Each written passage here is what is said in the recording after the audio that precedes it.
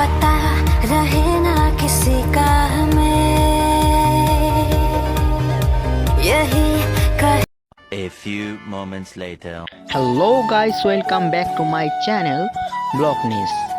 তো আমি আছি তোমাদের সাথে ইউসুফ। আজকে আমি ভাওলাগঞ্জ বাজারে গেছি বাবা ও আমার এক ভাই সহ। তো দেখাবো আমরা কি কি বাজার করলাম। তো সকালে ঘুম থেকে উঠে ডাইরেক্ট খাওয়া দাওয়া করে আমরা চলে গেছিলাম বাজারে কিছু কেনাকাটা করার জন্য, মানে বাজার খরচ। তো তোমরা দেখতেই পাচ্ছ বাজারে অনেক বড়। আমরা একটু দেরিতে গেছি, সেই জন্য বাজারের দোকান পাশার কম, আর ঈদের জন্য বাজারে দোকান কম। আমরা মূলত গেছিলাম বাজারে হাঁস নেওয়ার জন্য, কিন্তু বাজারে গিয়ে দেখি হাঁস নেই, মানে হাঁস একবারে কম, যেগুলো আছে সেগুলো ভালো না। সেজন্য আমরা চলে গেলাম মাছ হাটিতে মাছ নেওয়ার জন্য। পরে আমরা কিছু মাছ নেই, মানে নদীর মাছ নেই এবং অন্য কিছু সবজি ক্রয় কিনে। এই যে দেখতে পাচ্ছ মাছ হাটিতে আমরা এখন তো দেখতেছিলাম মাছ যেগুলো ভালো হয় সেগুলো নিতে চাচ্ছিলাম। এখন আমরা বাজার ঘুরে ঘুরে দেখতেছিলাম, যে তোমরা দেখতেই পাচ্ছ। এখন আমরা যাব মাছ নেওয়া শেষ, এখন আমরা যাব মুরগি হাটিতে। এখন মাছ নিতেছি, মাছ নেওয়া এখনো শেষ হয়নি। তো দেখতেই পাচ্ছ এখানে অনেক বড় বড় মাছ। তোমরা যদি কেউ বাজার করতে চাও ভাওলাগঞ্জ বাজারে চলে এসো, এখানে অনেক ভালো ভালো জিনিস পাওয়া যায় কম দামে। তো আমি চাচ্ছিলাম ওই বড় বড় মাছগুলো নিতে। পরে বাবা বললো যে বাসায় তো মাংস এবং অন্য জিনিসগুলো আছে, সেই জন্য ওগুলো না নিয়ে আমরা অন্য কিছু নিই। তখন ছোট মাছ নিয়েছিলাম, ছোট মাছ আর মুরগি নিয়েছিলাম। হাঁস দেখতেছিলাম, এই যে বাবা হাঁস দেখতেছি। পরে দেখতেছি ওজন কম, আবার হাঁসগুলো ছোট ছোট। আসলে আমাদের বাসায় যে ভাইয়াটার কথা বলছিলাম, সেই ভাইয়াটার বাসা ময়মনসিংহ। তিনি বাসা থেকে, মানে ময়মনসিংহ থেকে আমাদের বাসায় এসেছেন বেড়াতে। এখন আমাদের বাসায় এসে পঞ্চগড়ে কিছু ঐতিহ্যবাহী জিনিস না খাওয়ালে কি হয়, না হলে তো পঞ্চগড়ের মানুষের বদনাম করবে, তাই না? সেই জন্য উনি সহ বাজারে গেছিলাম নেওয়ার জন্য। ওনার যা যা পছন্দ হয় তাই নেব। তো তোমরা দেখতেই পাচ্ছ বাজার নিতেছি আমরা। এরপরে আমরা চলে যাব মুরগি হাটিতে মুরগি নেওয়ার জন্য। এই যে মুরগি হাটিতে যাইতেছি আমরা, আমি বাবা ও ভাইয়া। তারপরে আমরা দেখি একটি পাকিস্তানি মুরগি নেই।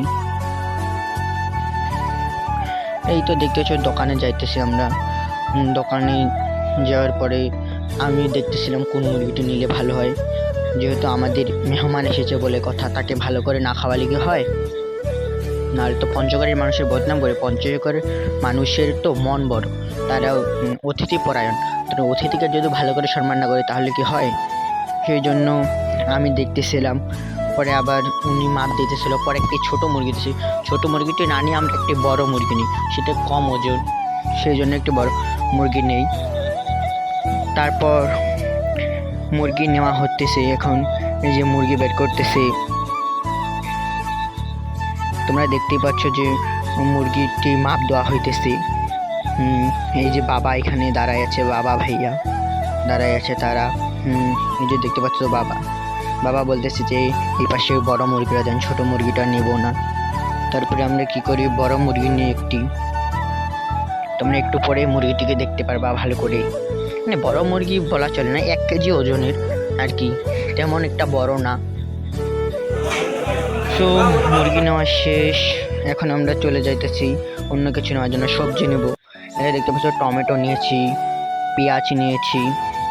আবার আমাদের উত্তরবঙ্গের যারা আছো ভিডিওটা দেখতেছো তারা জানো, কিন্তু উত্তরবঙ্গের বিখ্যাত একটি খাবার আছে, সেটা কি হতে পারে কমেন্টে বলো, আমি বলে দিতেছি। সেটা হলো শীতল। তো আমি পরে শীতল খুঁজতে গেছিলাম, কিন্তু অনেকে বলতেছিল শীতল পাওয়া যায় না, কিন্তু আমি আগে দেখছিলাম এখানে শীতল পাওয়া যায়, সেই জন্য আমি খোঁজাখুঁজি করতেছিলাম, পাইনি। পরে শুটকি নিয়েছিলাম শীতল বানানোর জন্য বাসায়। তো টমেটো আর পেঁয়াজ নিতেছি। নেওয়ার পরে আরও অন্যান্য বাজার করতে হবে, করে বাসা আসতে হবে। তো দেখতে পাচ্ছ খরচ নেওয়া শেষ, এখন গাড়িতে উঠাই দিলাম বাবার বাইকে উঠাই দেওয়ার পর আমরা, মানে আমি এবং বাবা ভাইয়া চলে যাব বাসায়। দেখতে পাচ্ছ আমি ওই যে শীতল নিতে গেছিলাম, ওখান থেকে আসতেছিলাম। এই যে আসে নেওয়া শেষ, এখন আমরা বাসা চলে যাব।